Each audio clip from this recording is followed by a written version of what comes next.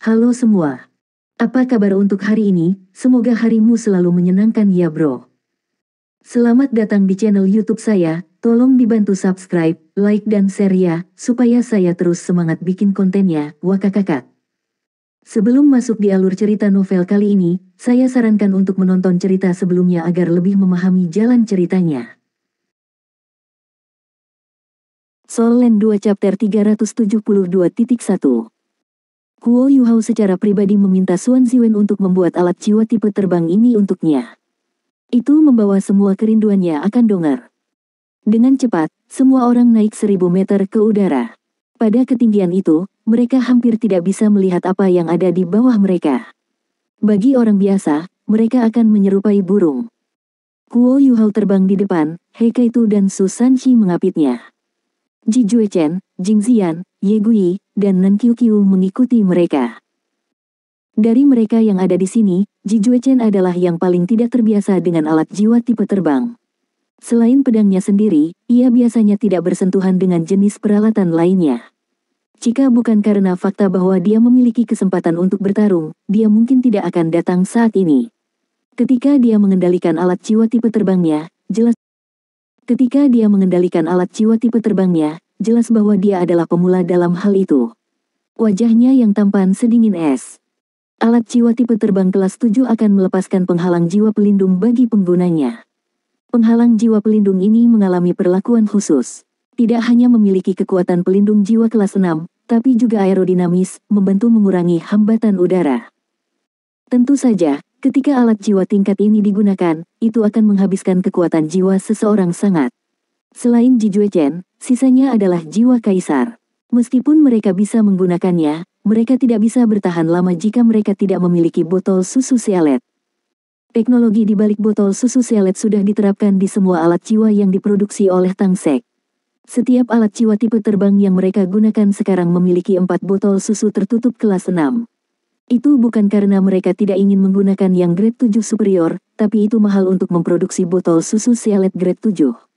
Karena biaya, Xuan Ziwen memilih untuk menggunakan 4 botol susu disegel kelas 6 untuk mereka sebagai gantinya.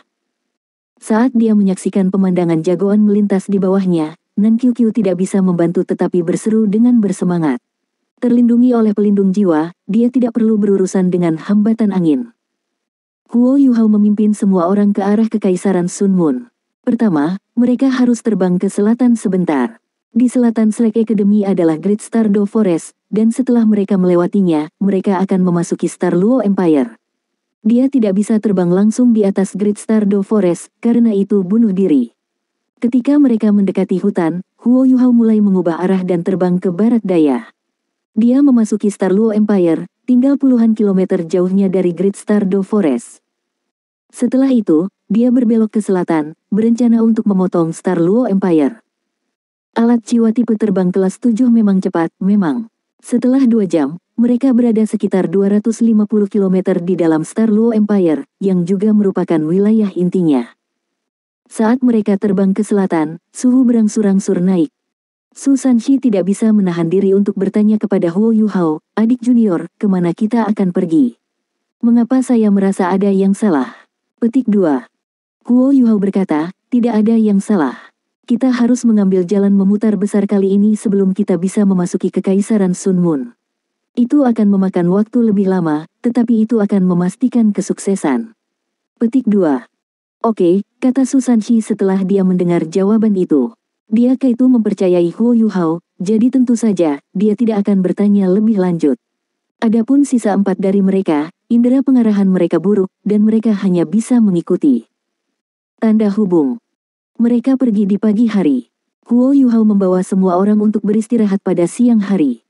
Semua orang makan, minum, dan mengisi kembali botol susu Sealet pada alat jiwa berjenis terbang mereka. Botol susu Sealet memang berguna. Mereka telah terbang selama berjam-jam, tetapi kekuatan jiwa mereka belum banyak terkuras. Huo Yuhao mengeluarkan peta dan memeriksanya. Sesekali, dia akan mengangguk. Su Sanxi bersandar di pohon besar. Dia merasakan kehangatan selatan saat dia memejamkan mata untuk beristirahat. He Kaitu ada di dekatnya. Dia hanya menyaksikan Huo Yuhao. Seperti Huo Yuhao, dia telah menjalani Ultimate Soldier Plan dan tahu tentang pengalaman Huo Yuhao dalam menyergap musuh-musuhnya dari belakang. Dengan kekuatan spiritual Yuhao yang tajam dan penilaian yang akurat, ditambah dengan pengetahuan dan pengalamannya, dia pasti tidak akan pergi ke arah yang salah. Mereka beristirahat selama 2 jam sebelum melanjutkan perjalanan. Kali ini, Huo Yuhao membuat lebih banyak penyesuaian pada rute mereka. Cukup cepat, bahkan mereka yang tidak terbiasa dengan cara itu menyadari bahwa semua yang mereka lewati kelihatannya adalah tanah pertanian dan hutan belantara. Mereka tidak melewati kota manapun. Nan Qiuqiu bertanya dengan rasa ingin tahu, bukankah Kekaisaran Bintang Luo kaya? Mengapa kita tidak melewati kota sama sekali? Petik 2. Ye Gui langsung menjawab pertanyaan konyolnya, dia melakukannya dengan sengaja. Dia benar, Huo Yuhao sengaja menghindari kota-kota di rute mereka. Dengan pengembangan alat jiwa yang terus-menerus, 3 negara asli dari benua Douluo telah menempatkan penekanan yang lebih besar pada mereka, terutama di bidang pengawasan udara. Ketika Huo Yuhao dan Wang Qiwer pergi ke setting Sun Forest, mereka terdeteksi oleh alat pengintai jiwa yang ditempatkan di Heaven Do City, ibu kota kerajaan jiwa surgawi. Pengalaman itu membuatnya sadar bahwa ia selalu harus menghindari kota. Bagaimanapun, jangkauan alat-alat jiwa pengawasan udara terbatas, dan tidak bisa mencakup seluruh negara. Selama mereka tidak melewati kota, mereka seharusnya baik-baik saja. Tanda pisah. Sama seperti itu, mereka terbang selama 12 jam. Saat langit gelap, mereka melambat dan bersiap untuk turun. Saat mereka melakukan itu, Nan Qiuqiu tiba-tiba berseru, "Lihat ke sana." Apa itu? Semua orang memandang ke kejauhan. Adegan di sana sangat menyentuh mereka. Itu adalah dunia emas. Orang bisa melihat sinar cahaya keemasan yang tak terhitung jumlahnya di cakrawala. Matahari perlahan terbenam di tengah pemandangan emas ini. Huo Yuhao tersenyum. Dia telah mencapai tujuan awalnya. Itu lautnya. Apa yang ada di sana untuk kaget? Ketika matahari terbenam di atas pegunungan, sinar matahari akan bersinar di atas laut dan menciptakan gambar ini. Petik 2. Ye Gui melihat ke kejauhan. Dia tampaknya sedang kesurupan. Matahari terbenam di atas laut, pemandangan yang indah. Itu benar, mereka ada di laut. Lebih tepatnya, mereka berada di dekat garis pantai selatan Kekaisaran Bintang Luo. Dengan 12 jam penerbangan dengan kecepatan penuh, mereka telah meninggalkan kota Shrek, melintasi seluruh panjang Kekaisaran Bintang Luo, dan akhirnya tiba di garis pantai selatan Kekaisaran Bintang Luo. Di bawah kepemimpinan Huo Yuhao, mereka harus mengambil banyak jalan memutar dari kota, tetapi mereka dapat mencapai laut sebelum matahari terbenam. Kenapa laut ada di sana? Yuhao, beritahu aku di mana kita berada. Qing Zian bertanya dengan kaget. Huo Yuhao berkata, ini adalah garis pantai selatan Kekaisaran Bintang Luo. Setelah penerbangan seharian, kami telah melintasi Star Luo Empire. Besok, kita akan pergi ke laut. Kami akan terbang ke barat di sepanjang pantai, dan memasuki Kekaisaran Sun Moon melalui laut. Petik 2. Keterampilan membaca peta Qing Zian mungkin buruk, tapi dia tahu geografinya. Dia bertanya dengan terkejut, itu sangat jauh. Mengapa kau melakukan ini? Huo Yuhao berkata, jadi kita bisa memasuki Kekaisaran Sun Moon dengan aman. Kami tidak punya pilihan. Aku takut perbatasan Kekaisaran Bulan Matahari sepenuhnya ditutupi oleh alat-alat jiwa pengawasan. Mustahil untuk masuk tanpa ketahuan. Penatua Suan memutuskan bahwa misi penyelamatan akan memiliki 2 tim, dengan satu menjadi umpan. Penguasa jiwa yang kuat dari akademi adalah umpan, dan mereka akan pergi dengan rute yang lebih jelas. Kami akan pergi dengan rute yang kurang dikenal. Tim Penatua Suan akan menarik perhatian Kekaisaran Sun Moon. Tujuan kami adalah untuk menyelamatkan target kami. Petik 2. Qing Zian menarik napas dan berkata, berapa banyak orang yang tertangkap? 400, 500. Dengan hanya sedikit dari kita, bisakah kita benar-benar menyelamatkan mereka semua? Petik 2. Huo Yuhao terkekeh dan berkata, Anda mungkin berpikir itu tidak mungkin, dan musuh juga berpikir begitu. Selama mereka bisa melihat Penatua Suan dan eselon yang lebih tinggi dari Akademi Shrek, mereka akan secara alami membiarkan pertahanan mereka turun. Selanjutnya, Anda sudah melupakan sesuatu. Orang-orang yang kita selamatkan bukan orang biasa. Masing-masing dari mereka sangat kuat. Petik 2. Qing Zian akhirnya mengerti target dan rencana operasi penyelamatan ini. Huo Yuhao berkata dengan keras, semuanya, bersemangat. Kami akan beristirahat di tepi laut. Di malam hari, saya akan menangkap dan memanggang ikan untuk semua orang. Petik 2. Setelah mereka bekerja keras sepanjang hari, makan lebih penting bagi mereka daripada yang lainnya. Ketika mereka mendengar kata-kata ini, kecepatan mereka meningkat jelas. Mereka semua terbang ke arah laut, air menyilaukan di bawah sinar matahari terbenam, seperti menelan menuju pohon. Meski terlihat dekat, sebenarnya masih cukup jauh. Mereka harus terbang selama 1 jam lagi sebelum mencapai pantai. Ketika mereka mendarat, langit benar-benar gelap. Gui, datang dan tangkap ikan bersamaku, kata Huo Yuhao sambil menunjuk ke arahnya. Kenapa aku? Ye Gui bertanya dengan rasa ingin tahu. Kamu bisa membuat sedikit cahaya untukku. Ikan suka bintik-bintik cerah. Petik 2. Kamu menggunakan malaikat suci sebagai sumber cahaya. Ye Gui tampak kesal. Huo Yuhao menatapnya dan berkata, "Yah, jika kamu tidak mau makan nanti, maka aku tidak akan melakukannya." Ye Gui menatapnya dengan marah, lalu ingat bahwa Su Sanxi pernah mengatakan bahwa ikan bakar Huo Yuhao sangat lezat. Akhirnya, dia mengalah. Dia mengerutkan bibirnya dan dengan enggan melepaskan sayap malaikatnya, terbang keluar di atas laut. Huo Yuhao tersenyum. Bergerak di ujung kakinya, dia melompat langsung ke tengah laut. Ye Gui melihat ke bawah dari langit untuk melihat Huo Yuhao. Yang mengejutkannya, Huo Yuhao tidak menggunakan alat jiwa tipe terbangnya. Sebaliknya, dia berjalan di atas air saat dia menuju ke laut. Soul Land 2 Chapter 372.2.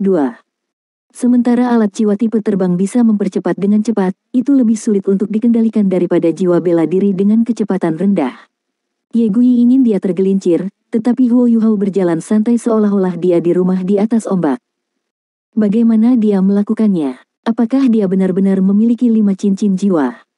Ye Gui terkejut ketika dia memikirkannya. Dengan cepat, dia menemukan bagaimana Huo Yuhao bisa berdiri di atas air. Dengan setiap langkah yang diambilnya, bagian-bagian laut akan membeku menjadi es, yang bisa menahan beratnya. Ini mencegahnya dari tenggelam langsung, sehingga ia bisa berdiri di atas laut seolah itu bukan apa-apa baginya. Orang ini, tidak normal. Ye Gui menghela nafas dan bergegas. Air lautnya biru jernih, dan orang bisa melihat dasarnya. Meskipun matahari telah terbenam, cahaya dari malaikat suci Ye Gui memungkinkannya untuk melihat dunia bawah laut yang indah dan memikat. Huo Yuhao tidak berjalan terlalu jauh ke laut. Ada 10 kali lebih banyak jiwa-jiwa di lautan daripada di darat. Selain beberapa penguasa jiwa akuatik yang tinggal di dekat laut, sangat sedikit orang yang berani keluar ke laut tanpa mengetahui perilaku dan pola binatang buas jiwa yang tinggal di sana. Gui, bersinar lebih cerah. Huo Yuhao berkata sambil menunjuk Ye Gui, yang berada di atas kepalanya. Ye Gui menoleh ke samping seolah-olah dia belum mendengarnya. Berhentilah bermain-main, bukankah kamu lapar? Huo Yuhao berbicara seolah-olah dia membujuk seorang adik perempuan, meskipun Ye Gui lebih tua darinya pada 5 hingga 6 tahun. Huff, kata Ye Gui. Kedua sayapnya kemudian menyala. Cahaya keemasan hangat mengalir dari langit. Malam mungkin baru saja jatuh di atas laut yang tak terbatas ini, tetapi cahaya dari sayapnya di atas air adalah pemandangan yang indah untuk dilihat. Seperti yang dikatakan Huo Yuhao, ikan menyukai cahaya. Setelah waktu yang singkat, dia bisa melihat sekolah ikan berenang di air di bawahnya. Bagaimana kamu berencana untuk menangkap mereka? Kami memiliki banyak orang, dan kami akan makan banyak, Ye Gui bertanya pada Huo Yuhao dengan rasa ingin tahu. Meskipun dia kuat, keterampilan bertahannya biasa-biasa saja di terbaik. Sejak dia masih muda, dia telah mencurahkan seluruh energinya untuk pelatihan. Dia mungkin belum pernah melakukan tugas dalam hidupnya. Karena itu, sementara dia suka makan makanan enak, dia lebih penasaran tentang bagaimana pemuda ini yang telah memukulnya, akan memasak ikan. Perhatikan dan lihat, jawab Huo Yuhao sambil tersenyum. Cahaya biru jernih bersinar dari tubuhnya. Saat itu muncul, air di bawahnya membeku. Ye Gui memperhatikan bahwa Huo Yuhao sekarang berdiri di atas es. Sebuah area dengan radius 2,5 meter di sekitarnya telah membeku. Gerakan ombak dengan cepat mengangkat balok es. Huo Yuhao tampaknya berdiri di atas gunung es. Di tengah-tengah gunung es, banyak ikan masih tampak seperti sedang berenang. Setidaknya 100 dari mereka membeku di dalam. Bukankah ini terlalu sederhana dan brutal? Ye Gui bertanya dengan bingung. Huo Yuhao tersenyum padanya dan berkata, terkadang, kesederhanaan itu indah. Ayo pergi. Ketika dia mengatakan itu, dia melambaikan tangannya di belakangnya, dan dua hembusan angin bertiup. Es di bawah kakinya mulai meluncur melintasi ombak menuju tanah padat. Ini mungkin sangat menarik. Ye Guyi selalu ingin tahu tentang Huo Yuhao. Setelah dia melihatnya memancing dengan metode ini, dia tidak bisa menahan diri untuk lebih tertarik. Hanya Ye Guyi dan Nan Qiuqiu yang belum pernah melakukan pekerjaan rumah dalam bentuk apapun sebelumnya. Pada saat Huo Yuhao mencapai pantai, Heikaitu dan Su Sanqi sudah menyalakan api dengan beberapa kayu yang mereka temukan. Panci air mendidih. Ji Juechen terdiam, tapi dia bukan seseorang yang tidak akan membantu. Sebelumnya, dia telah membantu memotong kayu bakar. Qing Ziyan telah membangun api unggun dan meletakkan pot di atasnya. Pada saat ini, Nan Qiuqiu berdiri di dekatnya, memerah karena dia tidak melakukan apa-apa sama sekali. Pada awalnya, dia ingin membantu Qing Ziyan, tetapi saat dia mencoba untuk membantu, dia menjatuhkan pot. Seketika, Su Sanqi memintanya untuk pindah ke samping. Jika tidak, malam itu tidak akan ada sup. Huo Yuhao berjalan mendekat dan tertawa kecil, persiapan kita hampir selesai. Saya akan mulai. Kakak senior kedua, masak sup sayur. Kita tidak bisa hanya makan ikan bakar. Saya akan memasukkan 2 ikan ke dalam sup sayuran sehingga rasanya lebih enak. Petik 2. Makanan secara alami adalah salah satu komponen yang diajarkan dalam Ultimate Solider Plan. Sementara Huo Yuhao tidak berani mengatakan bahwa dia mengenali semua ikan yang dapat dimakan, dia mampu mengenali lebih dari 60% dari mereka. Dia mengambil beberapa cabang untuk menusuk ikan, lalu kembali ke laut. Dengan Ultimate Ice, dia tidak hanya bisa membekukan air menjadi es, tetapi dia juga bisa membiarkan es mencair kembali menjadi air. Ketika setiap ikan segar melewati tangannya, dia bisa mencuci semuanya dengan cepat. Dia menusuk mereka di ranting-ranting dan kemudian meletakkannya di atas beberapa daun yang Heikaitu temukan. Gerakan Huo Yuhao cekatan. Ye Guyi mengawasinya dengan gembira dan ingin membantunya. Namun, saat dia mencoba melakukannya, dia menyadari bahwa tugas sederhana ini tidak sesederhana kelihatannya. Dia menghabiskan waktu lama menusuk seekor ikan, menembus perutnya dan membuat sisiknya berantakan. Dia bahkan mendapat darah ikan di tangannya. Hasil akhirnya adalah bahwa ikan malang itu dibakar hingga garing dalam kemarahan karena api suci. Sementara dia tidak mau mengakui kekalahan, Ye Guyi tidak mencoba membantu setelah dia mencuci tangannya. Dia percaya itu adalah bentuk rahmat bagi ikan, karena mereka bisa memasuki perutnya secara keseluruhan. Dia duduk di pantai dan menyaksikan gerakan Huo Yuhao yang gesit tetapi tidak tergeser. Pikirannya mulai melayang. Dia memandang pria itu, yang tidak terlalu tampan, dan paling-paling memiliki tubuh yang baik. Dia telah melihat banyak pria yang lebih tampan darinya. Namun, di bawah sinar rembulan, ia tampaknya memiliki karisma khusus saat ia memproses ikan. Cowok terlihat terbaik saat mereka bekerja. Pikiran ini berputar di benaknya. Berhentilah mencari, aku sudah memiliki seorang master. Huo Yuhao mendongak dan tersenyum padanya, menyela lamunannya. Ye Guyi merasakan hatinya menjadi dingin. Nada bicara Huo Yuhao sangat gembira saat dia mengolok-oloknya seperti teman. Namun, dia juga sepertinya mengingatkannya pada sesuatu. Ini membuat Ye Guyi tidak nyaman, dan dia balas berteriak, jadi bagaimana jika aku menatapmu? Melihatmu, apakah kamu pikir aku akan jatuh cinta padamu? Huff. Ketika dia mengatakan itu, dia berdiri, berbalik, dan kembali ke api unggun. Huo Yuhao menggelengkan kepalanya tak berdaya ketika dia berpikir, tolong jangan jatuh cinta padaku. Namun, apakah Anda menyadari bahwa Anda telah duduk di sebelah saya selama setengah jam terakhir? Ketika dia memikirkan hal itu, dia membungkus 100 ikan dengan daun pisang sebelum kembali ke api unggun. Di sisi lain, Nan Qiuqiu sudah mengolok-olok Ye Guyi dengan tenang. Kedua gadis itu duduk bergumam sendiri. Di bawah cahaya api unggun, Ye Guyi tampaknya memerah. Ketika Huo Yuhao kembali, dia segera mulai memanggang ikan. Dia sudah menyiapkan bumbu dan bumbu. Melalui keahliannya, ia menunjukkan kemampuan kulinernya kepada mereka yang belum pernah makan ikan bakar sebelumnya. Itu lebih cepat makan daripada di panggangan. Baru setelah ia memanggang ikan ke-60, Huo Yuhao bisa mendapatkan gigitan pertamanya. Sup ikan itu segar. Ikan bakar itu renyah di luar dan empuk di dalam. Cahaya bulan menyinari laut dari langit. Kelompok pria dan wanita muda duduk di dekat api unggun. Adegan itu layak untuk diingat. Makan malam yang lezat menghapus kelelahan dari hari itu. Setelah makan malam, mereka duduk di sekitar api unggun untuk bermeditasi bahkan tanpa membangun tenda, memutar penjaga setiap 2 jam. Tanda pisah. Setelah malam yang sunyi, Huo Yuhao dan yang lainnya berangkat sekali lagi. Seperti yang dia katakan kemarin, dia memimpin semua orang untuk terbang di atas laut. Setelah mereka terbang 5 km di atas laut, garis pantai akhirnya menjadi buram. Baru saat itulah Huo Yuhao mengubah arah dan mulai menuju ke barat. Mereka terbang jauh lebih cepat di atas laut, karena mereka tidak perlu mengambil jalan memutar. Namun, Huo Yuhao tidak berani memimpin semua orang terlalu jauh ke laut, karena ada banyak makhluk jiwa akuatik di luar sana. Yang paling kuat adalah legendaris dan bisa menyaingi, atau bahkan melampaui, raja-raja jiwa di Great Stardew Forest. Setelah 4 jam, mereka akhirnya melintasi perbatasan Kekaisaran Sun Moon. Huo Yuhao tidak punya pilihan selain membawa semua orang lebih jauh ke laut. Baik Kekaisaran Luo Bintang dan Kekaisaran Sun Moon tidak mahir dalam perang angkatan laut, tetapi ini tidak berarti bahwa mereka tidak memiliki pertahanan angkatan laut. Mereka berdua takut akan invasi angkatan laut, sehingga mereka masing-masing menempatkan angkatan laut di perbatasan bersama mereka.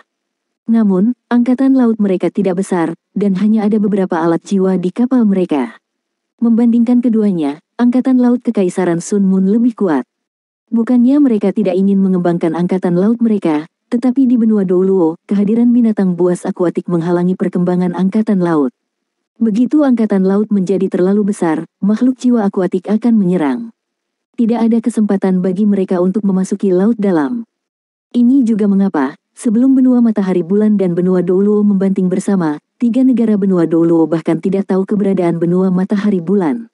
Di dunia ini, karena keberadaan binatang jiwa akuatik, penjelajahan lautan tidak mungkin.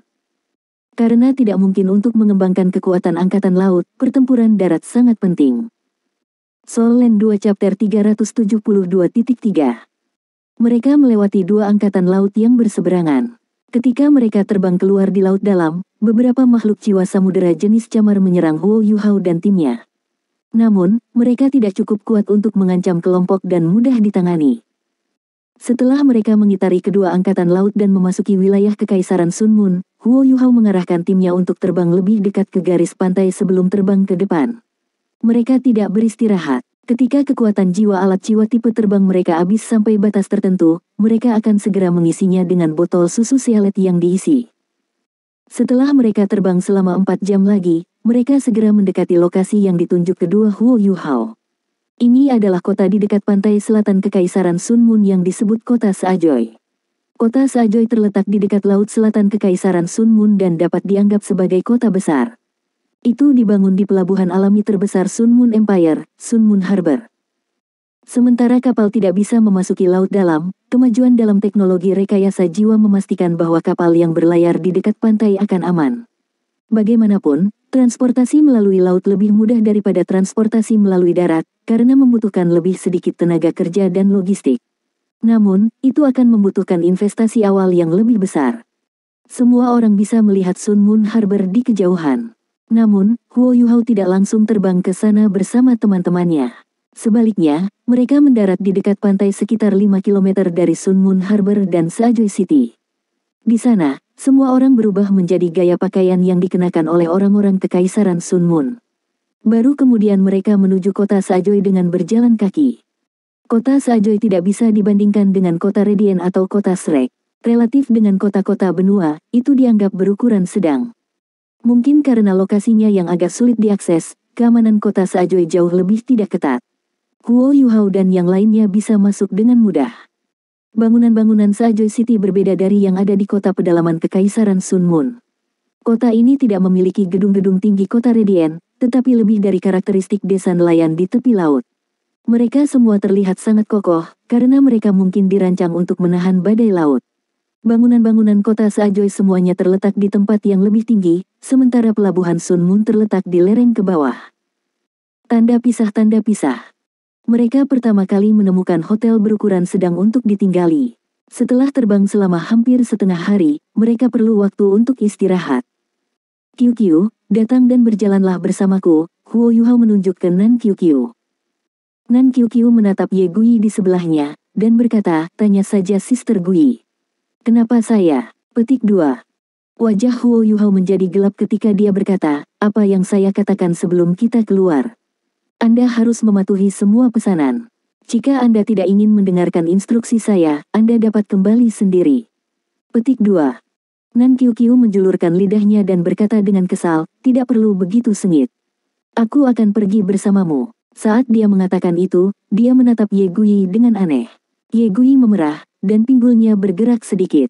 Kemudian, Nan Qiuqiu berlari keluar sambil tersenyum. Huo Yuhao berkata, luangkan waktu ini untuk istirahat, kawan. Sementara itu, Anda dapat mengisi kembali kekuatan jiwa dalam botol susu tertutup kami. Kami akan segera kembali. Petik 2.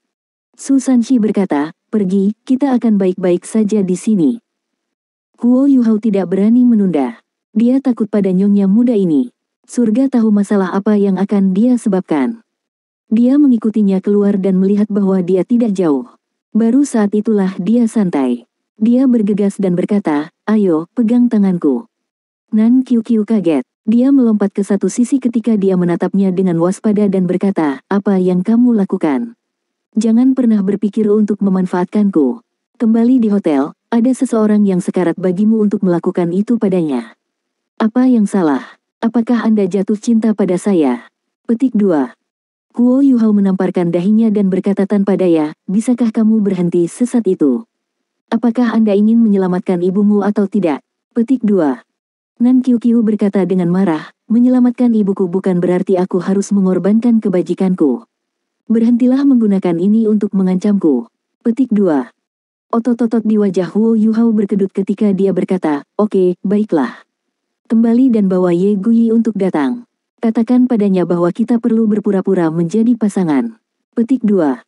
Berpura-pura menjadi pasangan. Untuk apa? Kewaspadaan Nan Qiuqiu digantikan oleh rasa ingin tahu. Huo Yuhao berkata dengan marah, ini adalah penyamaran kami.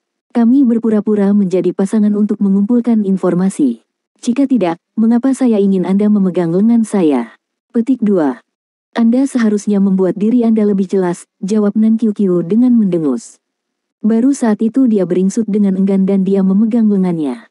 Namun, dia meraih bagian dalam kemejanya dengan dua jari. Huo Yuhao menghela nafas dan berkata, kadang-kadang saya merasa bahwa adalah kesalahan bagi kakak lelaki untuk membiarkan Anda ikut. Ayo pergi. Saat dia mengatakan itu, dia melangkah maju dengan langkah besar. Mulut Nan Qiuqiu berkedut saat dia berkata, aku gadis yang baik. Bagaimana jika aku hamil, berpura-pura menjadi pacarmu? Petik 2. Huo Yuhao hampir tersandung dan jatuh. Lengannya gemetar ketika dia mendorong tangan Nan Qiuqiu ke satu sisi saat dia berkata, baiklah, kamu menang, nyonya. Mari kita berpura-pura menjadi kakak dan adik, oke. Anda tidak perlu, sangat menderita, seperti ini. Saya benar-benar kagum pada bagaimana Anda berpikir berpegangan tangan dapat menyebabkan kehamilan. Petik 2. Dengan itu, dia mengabaikannya saat dia terus berjalan ke depan. Oi, kenapa kamu begitu galak? Kali ini, Anda salah. Tidak mungkin bagimu untuk berpura-pura menjadi kakak laki-lakiku. Aku yang seharusnya menjadi kakak perempuanmu. Aku lebih tua darimu. Oi, berhentilah berjalan begitu cepat, tunggu aku. Petik 2. Huo Yuhao takut dia akan benar-benar meledakkannya karena Nan Qiuqiu, dan karenanya dia berjalan cepat. Dalam hatinya, dia merasa frustrasi dan tidak berdaya, tetapi senyum menyelinap di wajahnya. Gadis yang tampak bodoh dan sombong ini memang menarik. Sejak Donger tertidur lelap, dia akhirnya bisa sedikit rileks, meskipun itu karena dia berurusan dengan masalah sepele seperti itu. Tanda hubung. Saat ia berjalan di jalan, Huo Yuhao membeli beberapa makanan lezat lokal yang menarik, seperti ikan kering, kerang, dan beberapa daging kering. Dia juga membeli peta Seajoy City dan Sun Moon Harbor-nya. Nan Qiuqiu akhirnya memutuskan untuk menjadi pacarnya. Meskipun dia tidak menyukainya, dia memegang tangannya. Kenapa kamu membeli semua ini? Mereka tidak terlihat sangat enak. Berbicara tentang makanan, ikan bakar Anda kemarin sangat baik. Dapatkan lebih banyak waktu berikutnya, ini patut dipuji. Petik 2. Huo Yuhao berkata dengan suara rendah, aku tidak butuh pujianmu. Mulai sekarang, cobalah untuk tidak bicara. Hanya tersenyum. Kenapa aku tidak bisa bicara? Aku ingin berbicara. Selamatkan ibumu. Selamatkan ibumu. Petik 2. Huff. Tanda hubung. Setelah melakukan 2 putaran melalui kota mengikuti instruksi di peta, ia akhirnya berhenti di depan gedung dengan puncak runcing. Dia tidak segera memasukinya, tetapi malah berbalik untuk melihat Nan Qiuqiu dan berkata, "Setelah kita masuk, tidak mengatakan apa-apa, apakah itu jelas? Dengarkan instruksi saya. Jika tidak, Anda bisa kembali." Petik 2. Baiklah, aku akan diam. Nan Qiuqiu setuju dengan enggan. Guo Yuhao menghela nafas lega, tetapi tepat ketika dia akan masuk, Nan Qiuqiu berkata, "Apakah kamu menyadari bahwa Sister Guyi sepertinya menyukaimu?" Guo Yuhao melewatkan satu langkah, dan dia berbalik dan memelototinya, berkata dengan marah, "Tutup mulutmu, apakah itu jelas?" Baik, Nan Qiuqiu menutup mulutnya dengan enggan, tetapi dia terus bergumam, "Aku tidak tahu apa yang Sister Guyi lihat dalam dirimu." Sangat ganas, Petik 2. Guo Yuhao tidak membawa Ye Guyi karena dia merasa bahwa dia menatapnya dengan aneh. Tadi malam, jelas dari cara dia menyaksikannya menyiapkan ikan. Mungkin dia tidak menyukainya, tetapi dia pasti ingin tahu tentang dia. Guo Yuhao cukup peka terhadap ini. Kiwer dan Donger sudah berjuang untuknya. Dia tidak bisa menyalahkan Kiwer untuk itu, tapi dia jelas tidak ingin orang lain jatuh cinta padanya. Namun, dia menyesalinya sekarang. Membawa Nan Qiuqiu keluar adalah siksaan. Jika dia tahu itu, dia akan membawa Ye Guyi keluar. Setidaknya dia lebih normal. Ada tanda di bangunan runcing, yang bertuliskan Sun Moon Harbor Shipping Company. Setelah dia memasuki pintu, dia disambut dengan pemandangan yang ramai. Aula utama lebar, setidaknya 400 meter persegi. Ada 10 konter, yang semuanya diawaki oleh staf yang sibuk. Itu tidak terlalu bersih, dan orang bisa mencium bau busuk garam. Nan Qiuqiu tidak bisa membantu tetapi mengerutkan kening. Guo Yuhao mencubitnya, menghentikannya untuk mengeluh tentang tempat itu. Guo Yuhao melihat sekelilingnya sebelum berjalan ke meja. Meja itu kosong, kecuali seorang wanita parubaya yang duduk di seberang. "Halo, bolehkah saya bertanya berapa harga untuk menyewa perahu?" Setelah tinggal di Kekaisaran Sun Moon selama 2 tahun, ia mampu meniru aksen lokal hampir dengan sempurna. Selain itu, ia sengaja menurunkan suaranya, membuatnya sulit untuk mendengarnya dengan jelas di tempat yang ramai ini. "Menyewa perahu. Bocah kecil, mengapa Anda ingin menyewa perahu? Apakah kamu tidak tahu lautan tidak aman?" Wanita parubaya itu memandang Guo Yuhao dan melambai pergi dengan tidak sabar. Nan Qiuqiu, yang berada di sebelah Guo Yuhao, hampir tertawa. "Bocah laki-laki, moniker yang baik." Guo Yuhao berkata dengan tenang, "Kakak, itu tidak benar untuk mengatakan itu. Ketika saya masih muda, ini tidak berarti saya tidak dapat melakukan bisnis. Saya ingin menyewa kapal barang yang dapat mengangkut sekitar 5.000 kilo barang." Petik 2. "Kamu ingin mengirim sesuatu, di mana?" Wanita parubaya itu akhirnya bersemangat. Guo Yuhao berkata, "Ke Pelabuhan Pegasus di timur." "Berapa biayanya?" Pelabuhan Pegasus terletak di dekat pesisir timur Kekaisaran Sun Moon. Itu dekat pangkalan Angkatan Laut Star Luo Empire, yang menghadapi armada Sun Moon Empire. Itu adalah pelabuhan paling timur Kekaisaran Sun Moon dan hanya sedikit lebih kecil dari Sun Moon Harbor. Wanita parubaya itu berkata, "Sebuah kapal barang yang bisa membawa 5.000 kilo barang ke Pelabuhan Pegasus. Harganya setidaknya 1.200 koin jiwa emas. Anak kecil, itu tidak murah." Petik 2. Guo Yuhao berkata, "Uang bukan masalah, tapi saya ingin tahu apakah itu aman. Juga, kapal kargo macam apa yang bisa Anda berikan?" Petik 2.